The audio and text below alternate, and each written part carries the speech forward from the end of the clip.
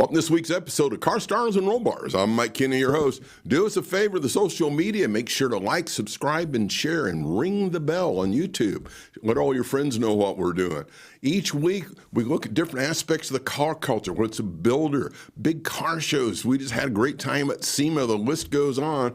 And also, we get a chance to kind of that underhood look. We've talked about that before. Well, today, we probably got one of the best under the hood look guys in the Western Hemisphere, maybe the world. It's Gary Bennett. And we have known Gary and his wife, Muffy, for many years. It's Bennett Automotive Specialties.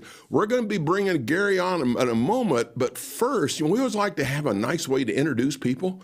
And I says, well, I think we found a pretty good video. So, Rick, hit that play button.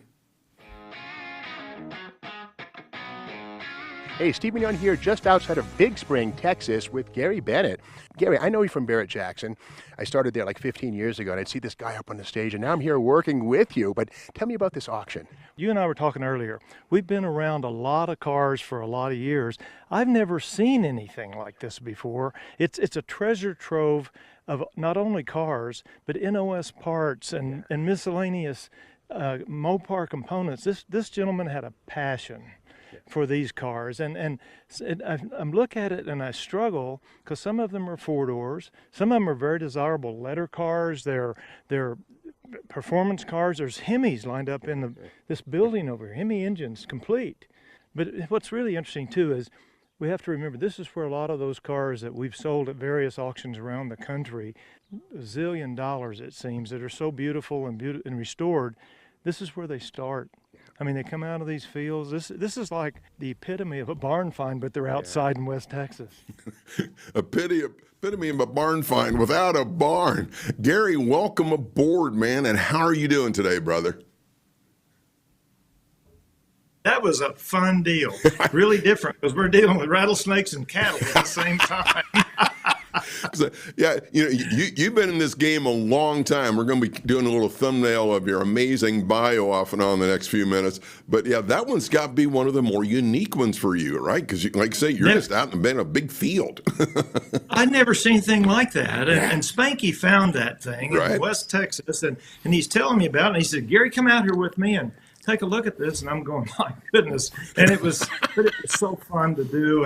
And I'm not kidding. There really were rattlesnakes and livestock, bulls, barn owls. I mean, you don't see that normally in the car world. Not too many. And I like what you pointed out, so many of these amazing bills. You see them at SEMA. You see them on the blocks or on across the different auction houses. A lot of them started out just like that, sitting in a barn, sitting in the dirt. Yeah. That's the thing we forget, Mike. Yes. Most of these cars, not all of them, unless they're survivors, most of them have had a real interesting life and pretty much became shells at one time or another, or essentially a good set of bones, and someone's re-brought them back to life, and God bless them for that.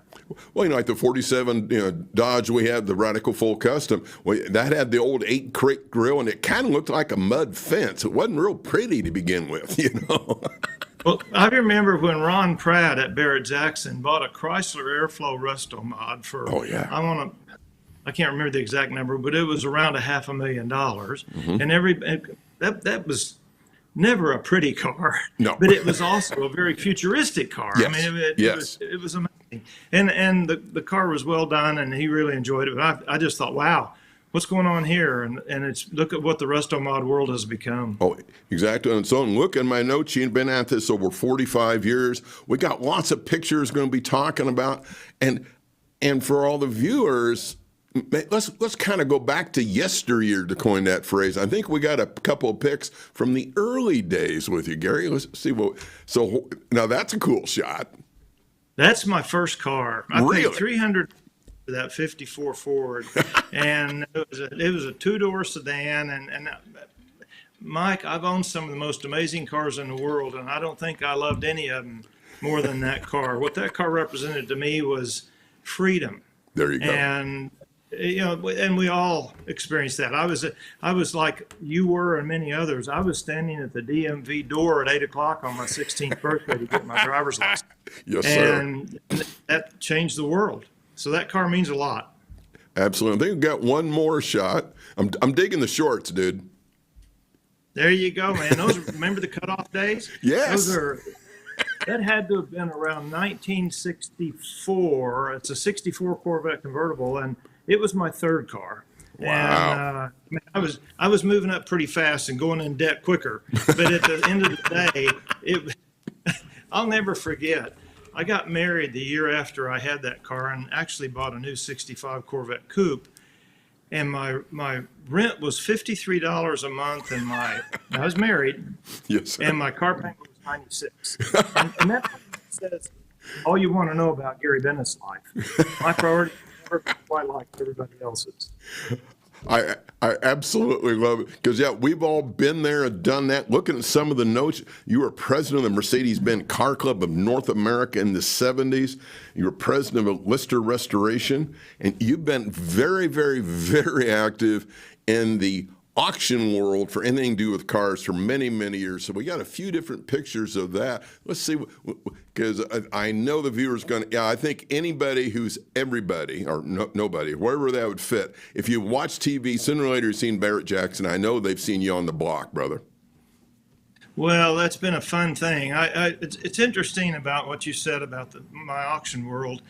I had a friend, God bless him, he's gone now, but his name was Jim Lake, out of Muskogee, Oklahoma, who owned 3 ABC affiliates, and he was the largest Rolls-Royce collector in the world, if you can imagine, out of Muskogee, Oklahoma. And Jim and I just hit it off, and he took me to the first Barrett-Jackson ever in 1971 because of these pre-war cars, these great classics they had. Yeah. And I've been to every Barrett-Jackson since then as a customer, and it evolved into this, what you're about to see. I went to work at Barrett-Jackson in 2001. And because as a customer, actually, Steve Davis and I came to Barrett-Jackson at the same time. Craig needed some help with the business, and we came. And when we joined the company in 2001, the last sale they had in January did $18 million. And you don't have to be a genius to figure out how that thing grew and turned into what it is over time. And I'm so proud of my involvement with that. We did a lot of things, and one of the things I'm most proud of is the integrity that we brought to the collector car auction world. I mean, Perfect. As an officer of the company, if I sold a car, I paid an entry fee and a commission just like everybody else. Beautiful. And beautiful. That's the way we ran it. It was a good thing. It was a good run. I loved my experiences there. Absolutely. I think, and this is part of what's going on. I think this is the Freedom Group, right? Yes, and I couldn't be more proud of this. Spanky Assiter was our lead auctioneer at Barrett-Jackson. Yep. And Spanky is out of Amarillo, Texas, and he started up a little company called Freedom Car Auctions, and Muffy and I are helping him with that. Beautiful. Beautiful. We just can't stay out of this. I mean, we love that world, and it's so exciting. It's so much fun, and most importantly, you meet some of the most amazing people. It's been, Mike, I can't emphasize this enough. I wouldn't know half, maybe I wouldn't know 90% of the wonderful people I know today if it weren't for the collector car world. Wow. And culture. I think this one you guys were, I think, in Oklahoma. You had a big event there for Freedom. Imagine this phone call. Spanky calls me and says, Gary, I want to do a sale in Durant, Oklahoma. And living in Tulsa, where I grew up, we used to drive through Durant on the way to Dallas, and it was nothing but a convenience store and a gas station. And that's the way I remembered it, Mike. And I said, Spanky, are you crazy? You know, there's nothing in Durant. It's not even a four-way stop. And he said, oh, Gary, there's a big casino there and blah, blah, blah. And the next thing, and what you're looking at is a picture of only one of 4 buildings on that property like that. Wow. It's the largest casino, I believe, in North America. Wow. It's owned by the Choctaw Nation. Yes, sir. In Durant, Oklahoma. Yeah, you and I've chatted many times. My wife, she's from Claremore, which is spitting distance from Tulsa. And I started getting my foot wet in the world of classic car auctions with Cruise International. You probably remember Brent Earlywine back in the day. Oh, sure, absolutely. Yeah. And so I'd be on the block with him, and I was doing some of the commentary, and I would do the color for him. And we just had a ball. Yeah, right. The energy, there's nothing like it. Well, Cruise was a major component in the collector car world. Yes. Mike, as you know, I mean, they had sales all over the United States, and Dean Cruz and his brothers and family, they were incredible. Yes. And I don't even know how to sum it up. They were and actually, I believe that's one of the emphasis for what Barrett-Jackson started in the collector car business, absolutely. Lake auction companies, all that kind of stuff was because of the cruises. You're right on target. And for the viewers, to give you an idea of some of the stuff Mr. Bennett's done, I got to look at my notes. He's been in a few publications. How about the New York Times, Auto Week, Motor Trend, Corvette Fever, Super Chevy Magazine, and Mustang Monthly. So, yeah, you're kind of looked at as the go-to guy, very justifiably so. And as you mentioned, well, you got to meet a few people. Well, once again, Gary's one of the more humble guys I've ever met, so I'm going to brag on him a little bit because he won't. So I think we got a few shots of people you've had the pleasure. Now, that one, to me, that's the whole, oh my goodness picture, right? Yeah, Carol was a good friend. Yeah. And, yes. And I have a funny story about him and I. In our relationship, I was a Cobra guy. I had, before it was a thing to do, I had several real Cobras, and I bought a 427 and a 289 out of a bankruptcy thing in the early 90s. And Carol says, Gary, what are you doing buying those cars? And one of them was a comp car, 427. And I said, Carol, you've got all this stuff going on in your life. I said, you cannot live a long time, and I'm just hedging my bets. I think we laughed about that. That's the way our relationship was. And I sold that car 5 years later. And after I sold it, Carol knew it. And he said, Gary, he came up to me, gave me a hug, my traditional hug, and whispered in my ear, only the good die young. and he did that until he died. Oh, that was our it. greeting. My greeting from him every time. And he was such a special man, and he meant so much to me. Yeah. Wow. Yeah, that picture brings back a lot of memories. That's what I figured. We got a couple more coming up here. Well, there you go. Oh yeah, there you go. I'm digging the jacket. Actually wearing one of his sport coats. Alice Cooper. Yes, sir. We were selling a car for him on the auction block, and it was actually painted like that. The car was. You can't make some of this stuff up. No, you can't. Well, Actually, if you look at my hair, you see how short it is there? I was going to mention that to you. Just cut it off. They sold the car for $1 million, and Leno had cut my ponytail off. I made a bet. Yeah, and I lost. Yeah, I think we have a picture of that coming up. As a matter of fact, I think we do. We got a few more here. Well, now, there's George. Yeah, there's a serious boxer of all time. You know what I remember about that? Well, first of all, he's an amazing man. What a wonderful guy. But more importantly, when I shook hands with him, it was like putting my hand in a catcher's mitt. And I'm serious. And all I could think of was, boy, I'd hate to get hit with that thing.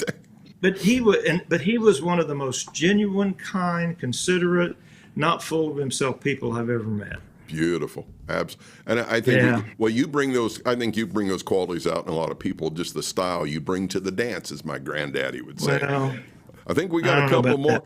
Now, there's kind of like a murderer's row, just because I had a chance to interview Goldberg at Seaman. You got Tony's down, and Goldberg's a huge Mopar guy, and Tony's anything with tires, he's into it. Yeah, well, Tony and I and Bill Goldberg was one of my son's best friends, and he grew up in Tulsa, where I lived, and my son grew up. Right. And so I've known Bill since he was a little boy, and Tony, of course, Tony's Tony, and he and I tell you, I'm not sure the relationship with Tony was about Gary Bennett. He loved Muffy, and he did. Well, who can't love Muffy? To be fair.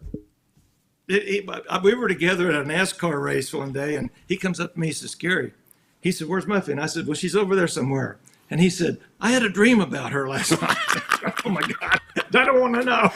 That's TMI. Too much information. Absolutely. Wonderful guy. That is Murderer's Row, and there it is. There is, and this is what I think was a Corvette. When it hit $1 million, you'd cut your hair. Then Jay Leno had the scissors. That was the first ZR1 serial number one sold at Barrett, and we sold it at Barrett-Jackson for $1 million. Dave Ressler was the buyer, and it was really a big deal. And Jay was there, and the deal was if I brought $1 million, he'd cut my ponytail off, and that happened. And what's really cool about that is I sent the hair to Locks of Love for children's wigs to be made beautiful. for children cancer patients, and Dave Ressler, after that was all over, wrote a check for $10,000 to Locks of Love, in addition to already buying that crazy Corvette, and put it in an envelope with my ponytail, and we sent it off to those folks. And that was a moving thing. The next day, I'm walking. It's crazy.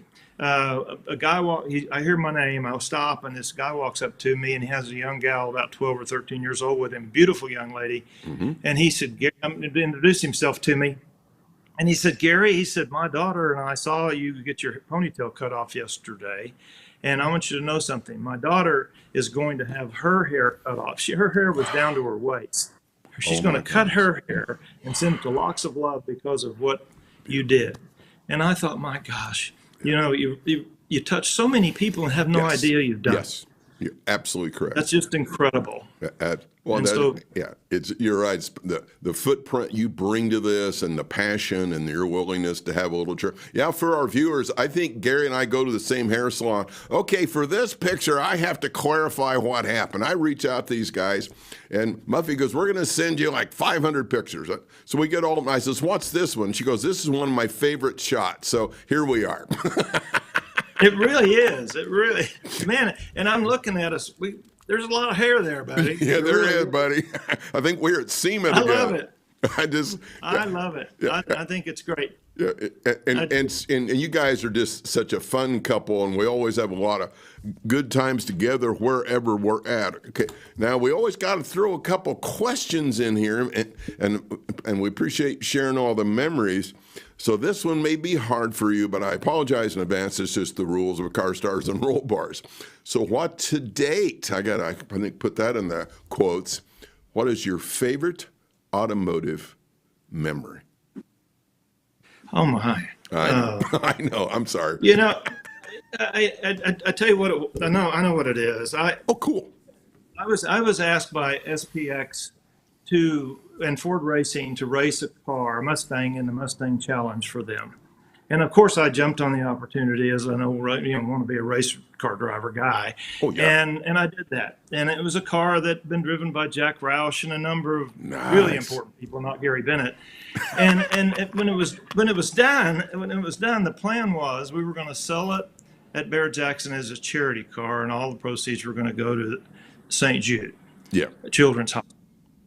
And that was cool. But before we did that, St. Jude reached out and said, would you come to the hospital? We'd like to show you around. I spent the day in Memphis, Tennessee, going through a hospital, looking at children afflicted with the damnedest disease on this planet. Yes, sir. And watching them, listening to this young lady who spent the day with me, walking me through there, seeing them in every, I couldn't get around the real sick ones because they're really concerned about them catching colds or the flu, because that's what's so deadly to them. Anyway, we get through this thing, and they set me down to do an interview. And Mike, I cried like a baby. Yeah.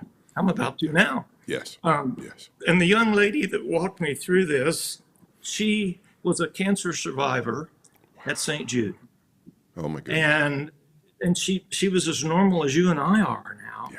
And it was all because of what they'd done. And so when that car sold, I was up there, I drove it up on the block, I got up on the stage, I talked about it, did everything I could, brought a lot of money, couldn't be more proud. And the guy that bought it is a friend out of Dallas, Texas. Yep. And he's asked to remain nameless, but he's the owner of Traxxas, the remote control car. Yep. I know Taylor and a bunch of people over car there. Guy. Yeah, big time car guy.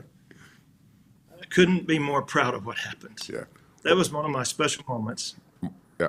Well, that's such a great memory because, again, the camaraderie inside the auction community, these amazing automobiles, and then the connectivity that you brought candidly to Barrett-Jackson and your other collector car auction efforts to bond with these different charities, you're truly changing children's lives.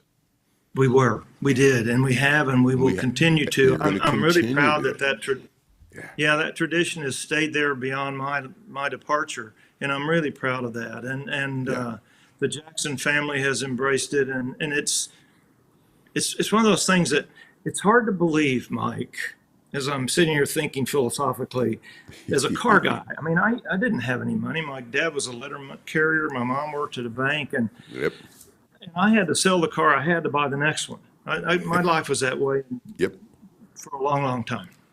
And I just, it's hard to believe I could take that and turn it into something to make a good living and create opportunities to meet some of the most amazing people in the automotive world that I've met, and own some of the most amazing cars. And it is an amazing hobby, culture, business, whatever you want to call it.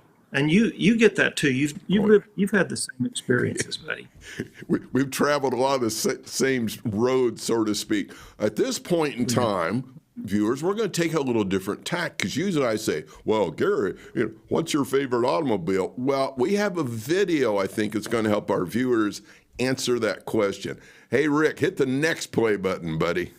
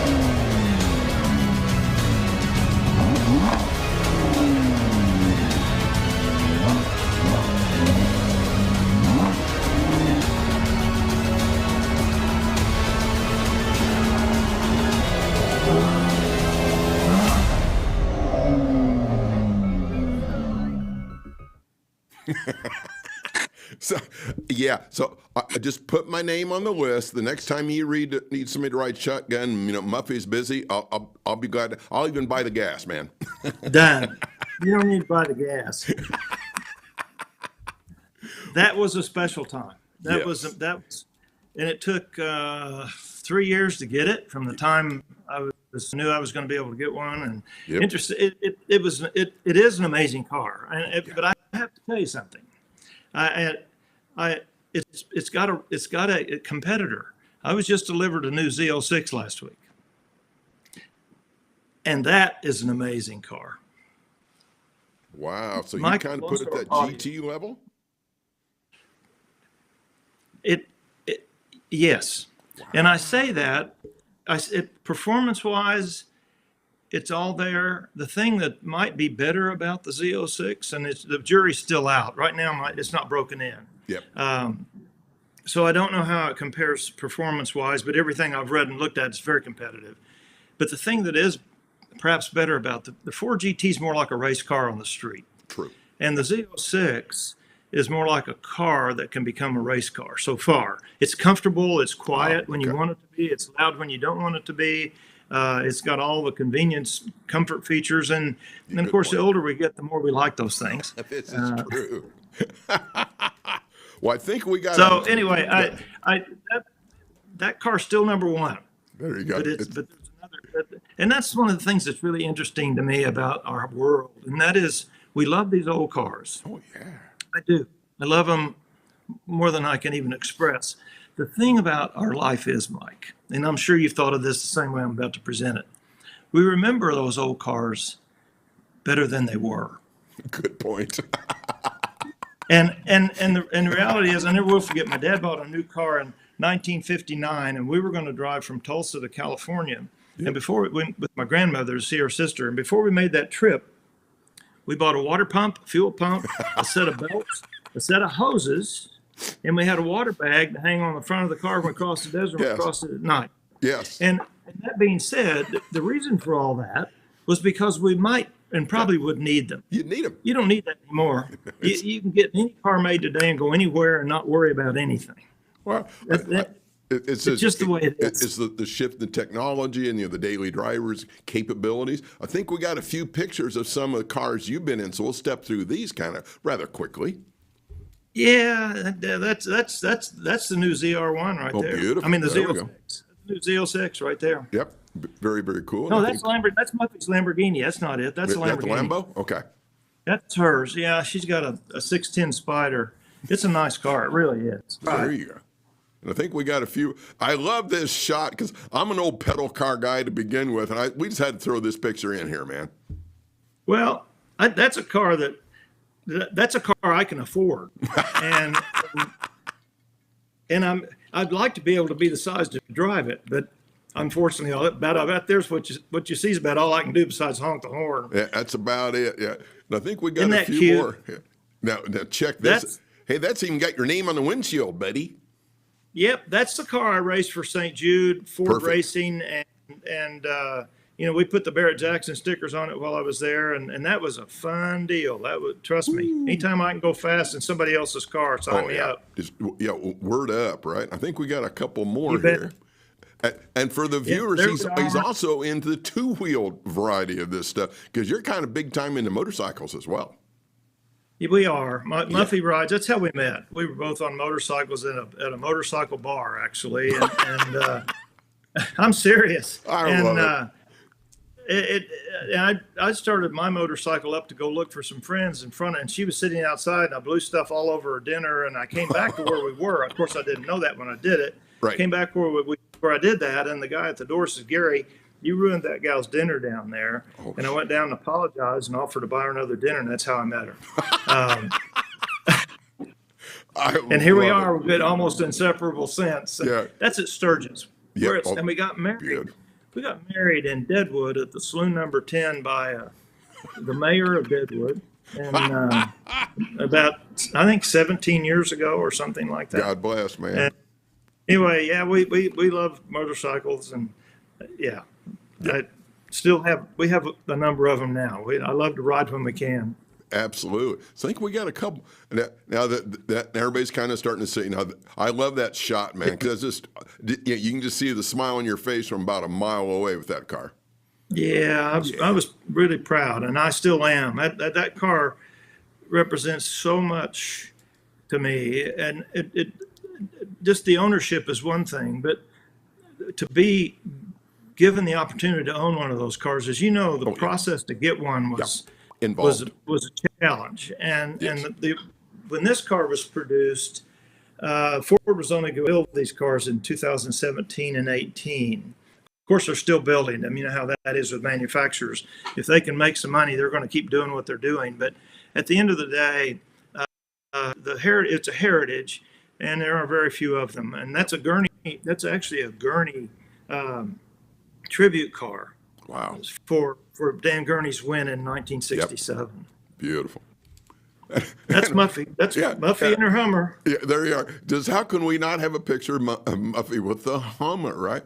Well, we've got now, for segue, here is Muffy. And so we might recognize the car behind you, and you're both smiling, you're having fun with it. And it looks like we're doing a little bit of the routine maintenance. No, you know what that is? We're at Multimatic in Toronto, and that's our car being produced. Oh, nice. They took us up there to watch us, so we could watch them build it. Oh, and dude. That was a really, really neat experience. Very cool. That's it. That's our car. That's number 54. I love it. So, and once again, now we have to have the holiday themes in there. So what a great backdrop with Muffy the Hummer and the Christmas tree wreath, or Christmas wreath. Yeah, right? well, she's actually Christmas lights on the Hummer. It's got a grab rail roof rack on it that every year she puts lights on this thing, and we've got an inverter in there that converts 12 to AC to DC to AC, whatever. At the end of the day, lights work. That's all that matters to me. But that's what she's doing. She's putting the lights on. And I'm digging the sunglasses. Well, that we're in her Lamborghini there. She let me drive, and those she bought those and told me I could drive if I'd wear them. So yeah, I'm sure. there you have it. Yeah, and just what a great way to be saying goodbye. Well, I found this recently, and so you're digging with the old bird. You got the Christmas attire on, wishing everybody happy holidays from the desert.